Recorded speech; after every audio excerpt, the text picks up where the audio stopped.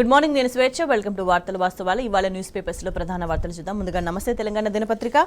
కరీంనగర్ లో కథన బెరి అంటూ మనకి ప్రధాన వార్త కనిపిస్తుంది. పార్లమెంటు సమరానికి బీఆర్ఎస్ రెడీ, 12న భారీ సభ అంటూ మన వార్త చూస్తున్నాం.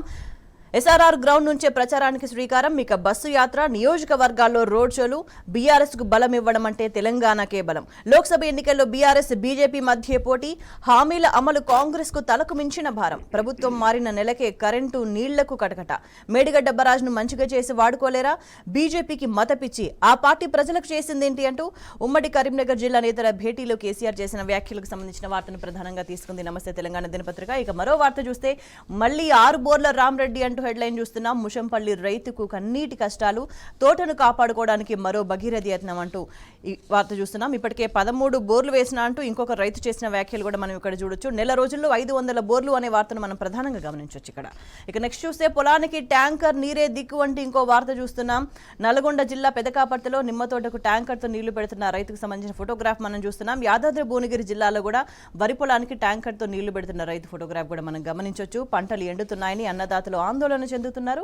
ఇక నెక్స్ట్ చూస్తే కుంగిన పిల్లర్ వద్దకు వరద అంటూ ఇంకో వార్త చూస్తున్నాం. మేడిగడ్డలో కానరాని అప్రమత్తత, అధికారుల నిర్లక్ష్యంపై అనుమానాల వెల్లువ, ఆగ్రహం వ్యక్తం చేస్తున్న ప్రజలంటూ మన వార్తను గమనించవచ్చు. ఇక కాళేశ్వరంపై విచారణకు నిపుణుల కమిటీ, 5 సభ్యులతో నియమించిన ఎన్డీఎస్ఏ చైర్మన్ గా చంద్రశేఖర్ అయ్యర్. 6 బరాజ్ల వద్దకు కమిటీ, 3 బరాజ్లను పరిశీలించి లోపాలు గుర్తించాలి, పునరుద్ధరణకు సిఫార్సులు చేయాలని దిశానిర్దేశం, 4 నెలల్లో పూర్తి స్థాయి నివేదిక ఇవ్వాలని ఆదేశాలంటూ వార్తను గమనించవచ్చు. ఇక నెక్స్ట్ ఇసుక కదలడం వల్లే అంతర్గత ప్రవాహంతో మేడిగడ్డలో పిల్లర్ల కుంగుబాటు అంటూ ఇంకో వార్త చూడొచ్చు.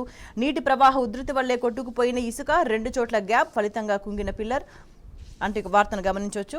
ఇక నెక్స్ట్ చూస్తే ఢిల్లీలో తగ్గుతున్న తెలుగు ప్రభ అంటూ ఇంకొక వార్త చూస్తున్నాం. జాతీయ రాజకీయాల్ని శాసించిన నీలం, పివి, ఎన్టీఆర్ గత వైభవం ఇప్పుడేది అంటూ నాయకత్వ లోటును పూడ్చాలంటూ రేవంత్ చేసిన వ్యాఖ్యలకు సంబంధించిన వార్త ఇది.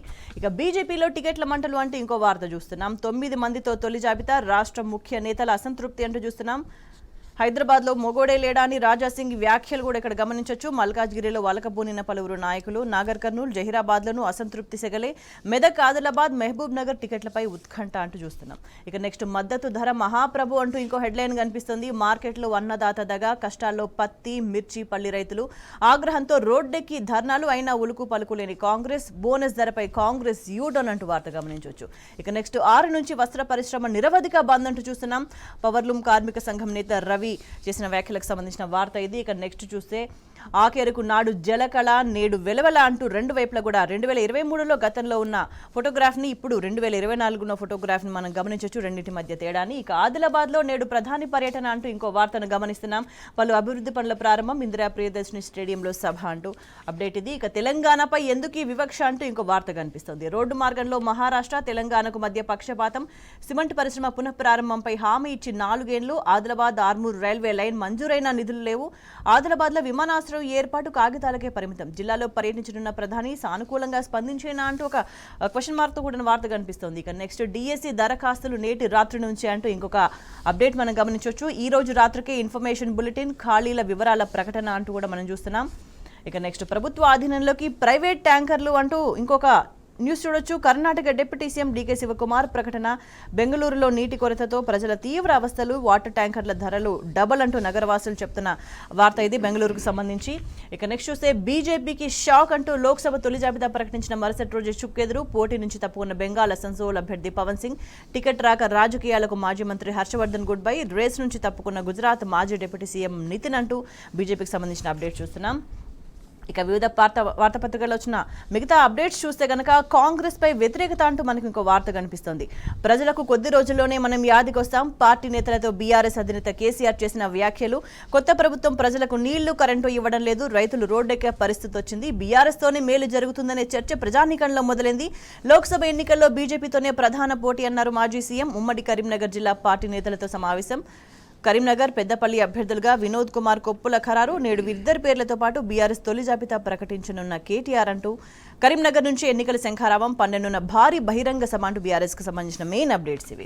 ఇక నెక్స్ట్ చూస్తే కాళేశ్వరానికి 4 నెలలు హాలిడే అంటూ క్వశ్చన్ మార్క్ తో ఇంకో వార్త కనిపిస్తుంది. బ్యారేజ్ల డిజైన్లు నిర్మాణంపై అధ్యయనానికి కమిటీ అంటూ మనం ఇక్కడ గమనించవచ్చు. మేడిగడ్డ, అన్నారం, సుందిళ్ల బ్యారేజ్ల వైఫల్యాలకు కారణాలు, పరిష్కారాలు కనుగొనాలంటూ మార్గదర్శకాలు.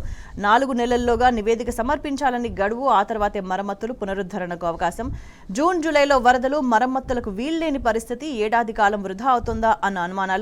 6న ప్రాజెక్టును పరిశీలించనున్న నిపుణుల కమిటీకి అన్ని విధాలుగా సహకరిస్తామంటూ ఉత్తమ్ కుమార్ రెడ్డి చేసిన వ్యాఖ్యలకు సంబంధించిన వార్త ఇది. ఇక నెక్స్ట్ చూస్తే పట్టణ ప్రాంత తలసరి ఖర్చులో దక్షిణాదిన తెలంగాణయే టాప్. ఆ జాబితాలో జాతీయ స్థాయిలో 5వ స్థానం. జాతీయ సగటు కన్నా మనదే ఎక్కువ అంటూ ఉత్తరాదిన పలు పెద్ద రాష్ట్రాలతో పోలిస్తే దక్షిణాది రాష్ట్రాలే ఈ విషయంలో మెరుగు అంటూ కూడా మనం ఇక్కడ వార్తను గమనించవచ్చు.